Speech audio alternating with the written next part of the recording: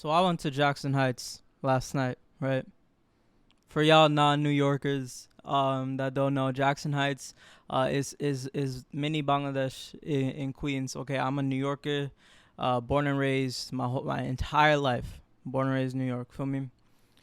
Went out to Jackson House, Jackson Heights last night. Cause your boy was just kind of missing some home cooked food. I'm actually not born and raised in New York. I was born in New York, raised my whole life in Florida though. Just moved back up to New York like I don't know, a few weeks ago, 2 months ago. It's complicated. I might get into it, but was just missing some homegrown cooking for me. And I walk in, get the usual kebab roll, chicken samosa.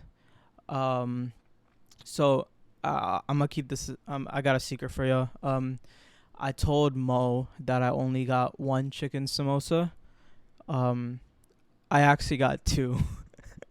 If you're listening right now, I'm sorry I kept that secret from you. I just the guilt was just weighing on me, but I just had to hide it in the moment because I didn't know how you would feel. And if she's not listening, please don't rat on me, yo. I trust y'all with my life. But when I was there, they have all their food on display, and one of the dishes that they had on display was just chicken roast. All my Bengalis know that chicken roast, that Bengali chicken roast is something different. It's something different. And you know what's crazy is my mom makes the best chicken roast in the entire world. Like, undeniably, without question, is the best. And that got me thinking yesterday while I was waiting for my kebab roll to finish. I was like, damn, like, some aunties got it, and some aunties just don't got it. You feel me? Like, I know y'all can't understand what I'm trying to say. Like, respectfully, at the end of the day, respectfully, I love all aunties. Any auntie that offers me food or whatever, I love you. Thank you. But respectfully, some aunties got it, some aunties don't. My mom, she got it. Okay? I got some relatives, some aunties in the fam. They got it. Trust me. But I've met my fair share, as I'm sure some of y'all have as well. Some of y'all just, like, respectfully, I gotta make that clear. Like, thank you so much. But like, feel me? Yeah, that Jackson Heights chicken roast, that shit that was it. I didn't get it, but it looked it. I've been thinking about it all day. There's apparently a snowstorm tonight, but that's not gonna stop me. Nothing is gonna stop me tonight. This chicken roast will be mine, and y'all will see a picture of it posted on the gram when this episode comes out, as proof, because I'm a man of my word. Feel me? Anyways, thank you guys for coming back to listen to our podcast. Our podcast, Difficult Dish, is hosted by myself. My name is mashnun and my co-host Mahul Khan, who is not here in this episode. This is just me. So if y'all listening, first off, before I say thank you, like the video, feel me? Like the video, subscribe to the channel. If y'all on YouTube, you can see me. I'm just chilling. You want a fit breakdown? Black tea, Pro Ivory. Shout out my boy Alex, from Orlando. His brand, it's a black tea, but I've worn this shit to the ground. This shit got rips all over. I'm wearing this till it becomes dust. Feel me? And some Nike joints on. Anyway, that's on YouTube, Spotify, Apple Music. Rate the podcast, review the podcast, please help us grow. I'm so blessed to see how much the pod has grown over the last 2 years we've been doing it, and like I'm like eternally grateful for like people, for in general people that are listening to the pod, but like especially for y'all that are listening on this solo episode. I don't know how it's gonna do. I don't know if like 10% of our listeners are gonna tune in. I'm sure most y'all here from Mo. Sorry, y'all gotta deal with me too. If y'all listen, thank you. And I appreciate y'all, and I'm just gonna get straight into it. I don't really got nothing planned for this episode, like no notes, no nothing. I'm just gonna kind of speak on some shit that's been like heavy on the head. Feel me? heavy on the head. Um, I did a solo episode maybe like 30 episodes ago, and I actually really enjoyed it. I remember like when I was recording it, like I scrapped like the first 15 minutes of it because it just took me a little bit to like get in the zone. And like, cause me in general, like when I start speaking, I often need just like a little bit of time to like get in that mode and like to like open up the doors like in my head. It doesn't even have to be anything like serious or anything deep. But just to like start flowing, I just need a little bit of time, and it's great to do the podcast with Mo because we feed off each other and she answers shit that like I don't have the answer to at the moment. But that last solo episode I did, I really enjoyed it. When I got into it, and feel free to check that one out too. It's like 70 some, you'll see it. But yeah, that one I kind of just I had a couple things written down, but this one I really don't. So the main thing that I want to get into on this episode is something that we want to do together, but I figure I'll do it on my own. Just taking risks. I think taking risks is a subject that a lot of you know like the answer to it. If like y'all are asking like, how do I take more risks? How do I become more like risk takey? Y'all know the answer. Y'all know it's just do. There's no other way around that. Small steps, go little by little, baby steps, but just do. Y'all know the answer to that. But I think what helps somebody be more confident in taking risks is maybe it's just me, but I think it's learning about the journey of somebody who has, gotten to where they are just because of the risks that they've taken, and more importantly, someone that looks like them or someone that comes from a certain situation or a very similar situation as you. I think that's what helped me a lot. Growing up, I didn't know how I was gonna become who I am today. I think a lot about how like who I am today is what 16-year-old mashnun would have wanted 25-year-old mashnun to be, and that's a fact. Sure, little things changed here and there, whatever.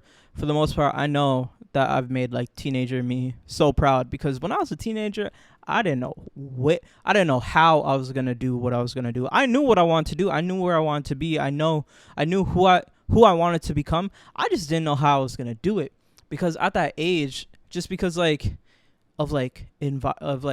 my situation, I didn't have the confidence to be a risk taker.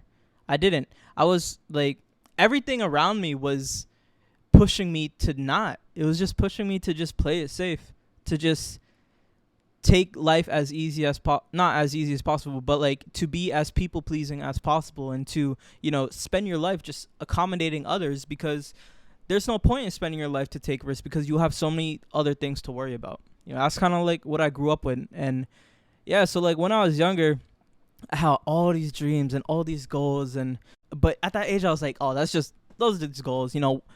If fucking I hit the lottery and life goes absolutely to the T, yeah, things will end up that way. But I knew in the back of my head, like, the chances were slim that I would have gotten out of the situation that I was in.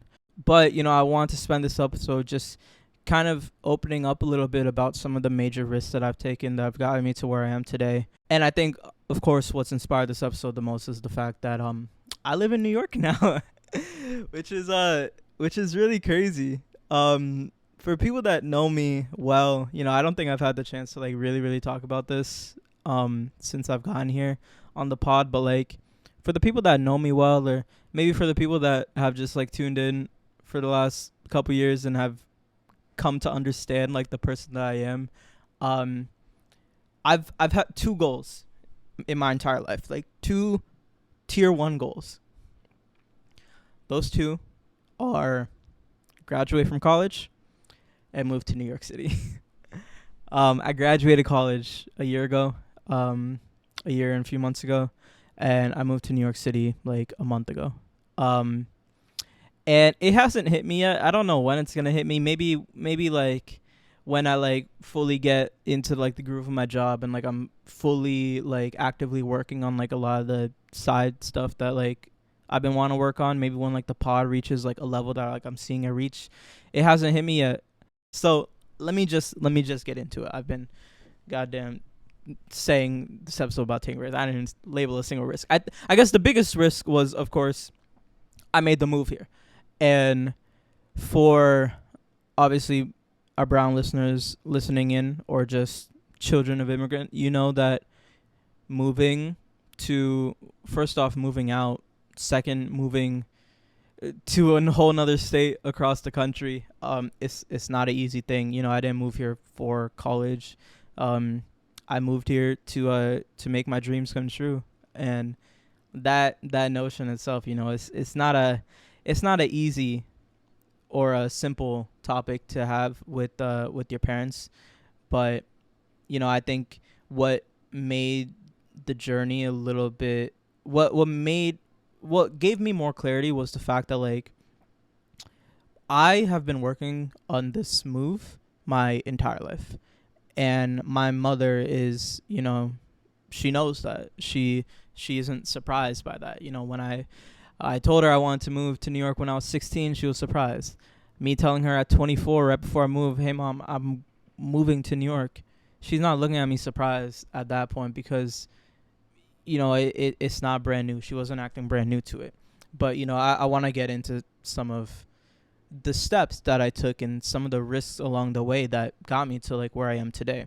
I think one of the first like major risks that I took in my life, of course there's like a bunch of little shit that has added up and snowballed into, you know, life-changing like decisions and moments, but I think one of the first ones was definitely like when I was 18, after I graduated high school. I had applied to be like a receptionist or like front desk something at a TD bank. It was a TD bank in the hood. I don't know why I applied for it, but I just did, hoping that, you know, me saying I was majoring in economics at Valencia, shout out Valencia College. I attended there for like 3 years. Maybe listing that on my resume would make them accept me, and eventually I got accepted for that job.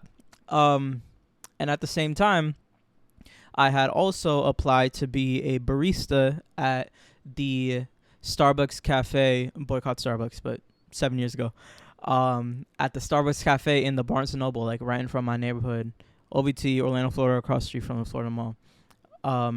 And I didn't tell my mom that I got that job at that bank, because I didn't want it.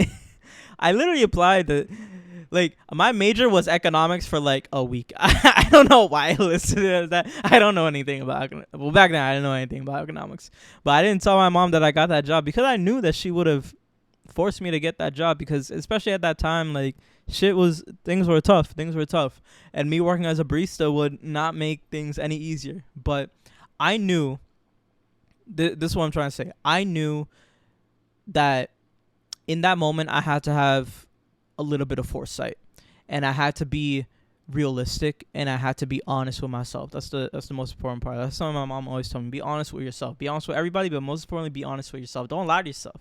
If I used to be a bad liar. Like I used to be a bad liar. I used to lie to a lot of people. But no matter what type of person you've been, like you can't lie. You gotta be honest with yourself, because like you just have to. You just, like, if you want to live a fruitful life, if you want to have just as much like visual clarity in your mind as possible, you really gotta look in the mirror and be like, okay, like, what am I good at? What am I not good at? What do I really want in life? Okay, now that I've thought about what I want in life, which of those am I actually capable of achieving? I've always been so delusionally optimistic about myself, and I knew that I could make that type of shit happen. I didn't know when, I didn't know how long it would take, but I knew that if I worked as a goddamn bank teller or a goddamn front desk receptionist, I would either be, one, wasting my time, like in a short term, or worse, wasting my time in the long term. As in, you know, potentially work my way up a ladder, or like stay in the same position, make the same amount for like 4 or 5 years, whatever it is, and then come to a place that I knew I was going to be at, which is, I hate this shit. Let me do what I actually like. You know, if you get an opportunity that is quote unquote good, but like it's not for you. It's not for you, you know? So I took the job as the barista. Um I was getting paid like 8.15 an hour versus I think the bank teller would have been like 13, 14. That shit was up there back then. Not gonna lie, 18. That would have helped a lot at that time. But I made the choice because I knew that the skills and the attributes that I would learn working as a barista um would be far more beneficial for me in the long run than whatever I would have learned from being a front desk receptionist. For me, I'm not saying for you. For me, that's one. Two, I think why I wanted to work there is because, and this is gonna sound, I don't know if this is gonna make sense, but it made sense to me. Like at that time, was the fact that when I was 18, I started going out a lot more. Right. I got my first car. I got my license. And I started discovering different parts of my city. And, growing up the way that I grew up, you just lack exposure. Like, I was only familiar with, like, my, like, half a mile radius of, like, my house. And, like, that's all that I knew. But when I started going out more, I started seeing just, like, oh, like, there's all this life out here. Like, there's all this life. There's all this shit out here. Like, I didn't even know this was a thing, And I think when I started discovering that, I started getting really obsessed with discovering like the fullest extent of the human experience and trying to learn about like every single corner of humanity. And I knew that I was very blessed to grow up the way that I grew up, even though it wasn't a good neighborhood, it wasn't a good area. And a lot of people will not see that as blessed. A lot of people will see it as the opposite of blessed. But I saw it as a blessing because I knew that the people that I would meet in that area, I'm getting access to like a pool of people that like a lot of people in the world just don't have the access to. And that's facts. A lot of people that grow up in like a middle class family or a middle class neighborhood, yeah, you're seeing like a little bit above, a little bit below the totem pole, but at the end of the day, you're not seeing people that are like down bad. But that's the people that was coming to like my coffee shop. And it again, like I don't think this is I don't know if this makes sense, but like it made sense to me, the fact that like I wanted to be around that because I really wanted to I really recognize the fact that if I want to have a career as an artist or have a career in the creative space, and I know that my work has always been about being as like illustrative or like vivid of like my lifestyle and my childhood as possible. I need to nurture it as much as possible, and I need to be surrounded and extract as much as I can as long as I can until I move on to what's next. So that's why I worked in my own area, and my customers were not, the best customers in a sense of like they didn't have the most money. I wasn't getting any tips. I wasn't, but at the end of the day, like I hold so closely like a lot of the relationships that I made with those people. Even though we don't talk anymore, I still remember a lot of the conversations that I had with those people. And I won't get into in this episode because like I've always been a little bit hesitant to get too specific on like the type of like the population of people that I like grew up with. Just because it's not, maybe not yet. Maybe I haven't found a beautiful enough way to talk about it yet. But talking about the risk, I knew that it would be a big risk to take that, but at that time I really tried to practice foresight, and I really tried to see like what am I actually going to be capable of doing in my life 5 years down from now. Okay, that's what I can do, that's what I will do. It's like the triangle of like can do, will do, and like is capable of doing.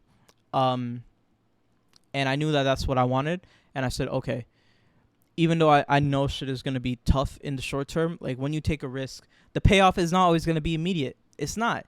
And it wasn't for me, yo. I made $8 an hour. I was making $8 an hour. I was, man. You're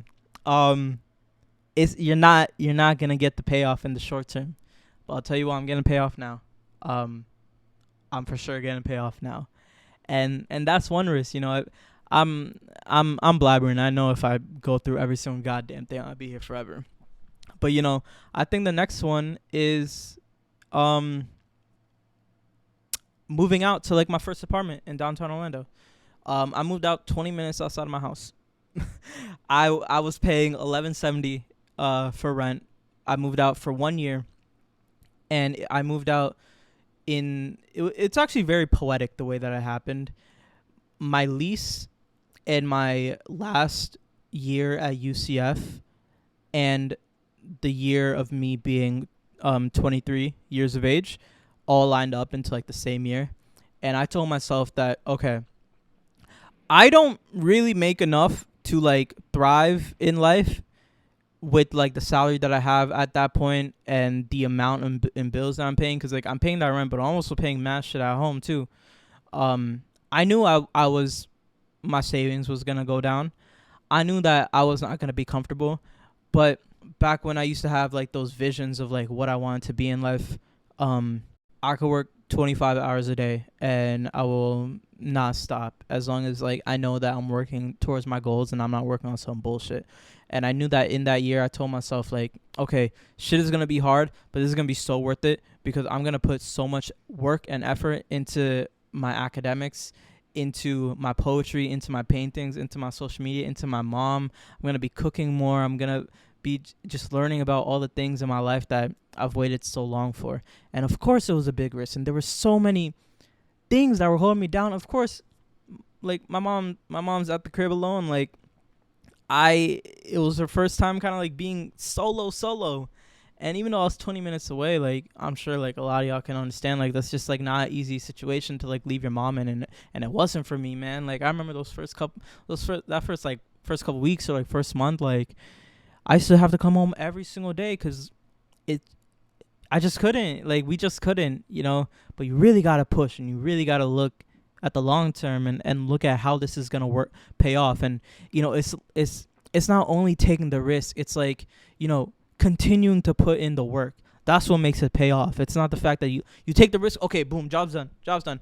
Where are my blessings? No, you got to work for it. You really got to work for it. You really got to meet God halfway. Like, I have that on my vision board, but because it's true, like, you can't just ask. You can't just do the deed and then stop. You really got to complete the objective, you know? So I told myself, like, okay, I met with an advisor in my last year of college, and I was like, yo, I want to finish in a year. What, is that possible? Can I do that? And they were like, yeah, it's possible. You just have to max out your credits for the next 3 semesters. And you have shown proof of failing classes, so I don't know if that's the best idea for you. So you probably can't do it in a year, but you can apply for the classes and try. But you know, best of luck. And I was like, that's all I needed to hear. And I really sat down and made that shit happen. It's just all these steps that have gotten me to like where I am today. Because you know, even when I was 23, I would be like, and I graduated college, I was like, yo, how am I going to move to New York? But I would have to sit down and realize that, like, yo, all of this shit that I've been doing in my life for the last 5, 6, 7 years, it was all with the goal of moving to New York. And I accomplished all the steps. I got past all the steps. I saved thousands of dollars. I got a good paying job in an industry that is always going to be in need. I've grown. I know how to cook. I know how to clean. I'm a grown man now. I know how to take care of shit. I know about finances. I know what it takes to like succeed creatively and artistically. I know how to like fend for myself and for my family. I know how to take care of shit. And that's all the shit that I had been working on. Because when I was 18, I was a lost soul, yo. I didn't know how to do. I was just a dirty Florida boy that didn't know how to do anything. I only knew my neighborhood and my area, and I didn't know how to do anything except like take care of my mom and like work.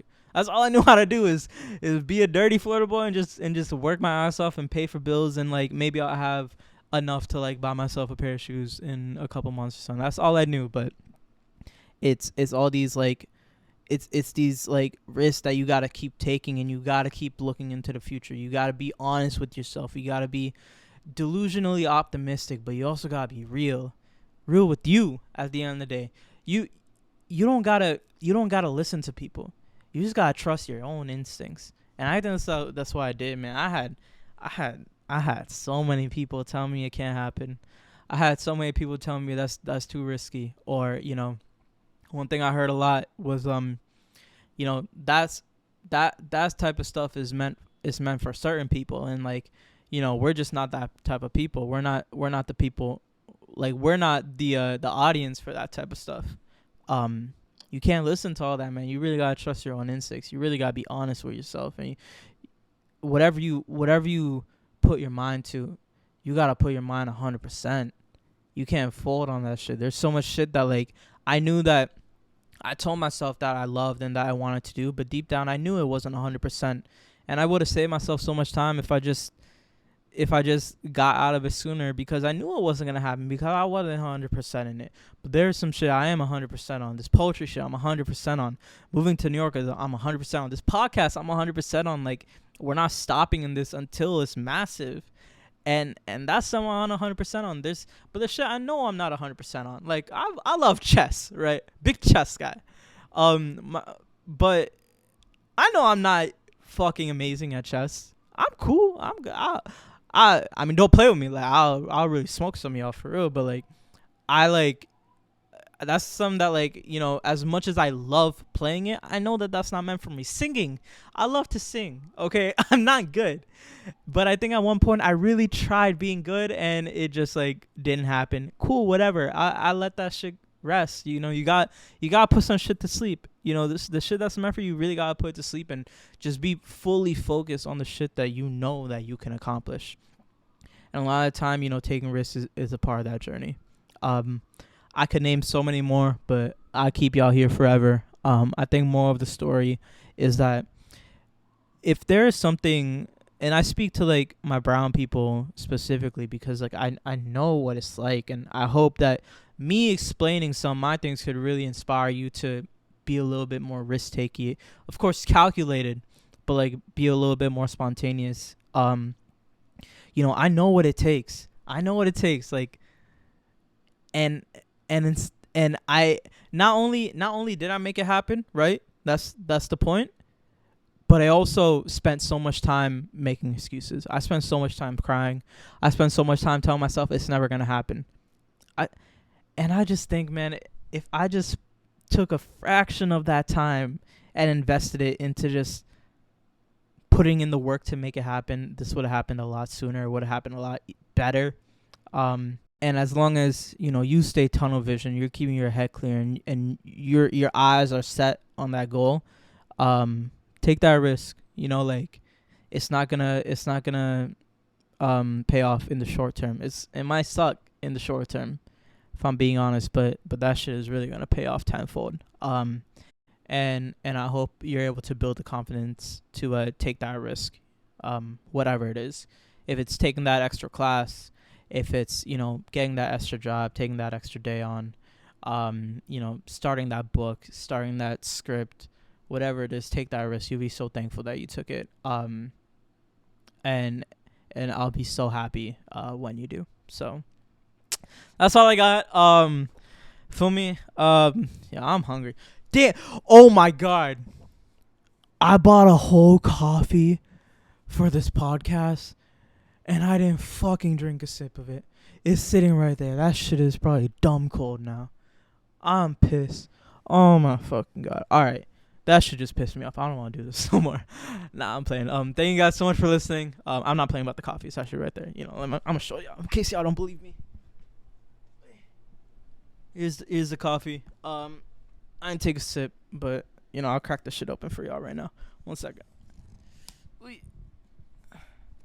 1 second. Damn, I'm really I'm really risking this. Yo, I'm really risking it. This shit could pour. Damn. All right. Yeah, that's nice and lukewarm. Just how I like my coffee. Damn, it's kind of fun. I don't really want to end. What else can I talk about? Y'all want to hear a poem? I'll tell y'all a poem. If y'all made this far, you deserve a poem. I'm slowly but surely working on a second book. I don't feel like dropping the name yet, but I have the name decided, kind of almost decided. And it's going to be a lot bigger, a lot better, so much fucking better than my last book. My last book, I look at it, it's fucking atrocious. There's going to be so much better. I've gotten so much better at writing. I love writing. I love poetry. I've been reading so much poetry. Yo, behind the camera, I got a whole stack of books, my whole poetry collection. I'll read y'all a poem. This is called Two-Headed Bird. Okay? Two-Headed Bird. Tomorrow, the hood will find him and name him crazy. They'll tie his wings and take him to a museum to show where God can go wrong.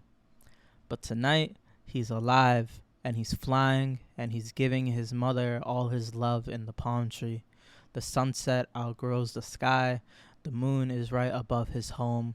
He loves in midair, and he plays with wind and stares into the sky. There are twice as many stars as usual. All right, y'all. Thank y'all for listening. On YouTube, subscribe to the channel, like the video. Give me a comment if y'all like this. I appreciate y'all. If y'all just listen on streaming platforms, thank you so much for listening. If you made this far, I would like for you to drop the what did I talk about in this episode? Drop me some fucking some chicken, roast chicken. I'm getting that roast chicken tonight. I need to see some chicken, some chickens, some goddamn hens in the comments on YouTube, in the comments on Instagram, on our Tuesday post when this comes out. Thank y'all for listening. I love you so much, and see you next time.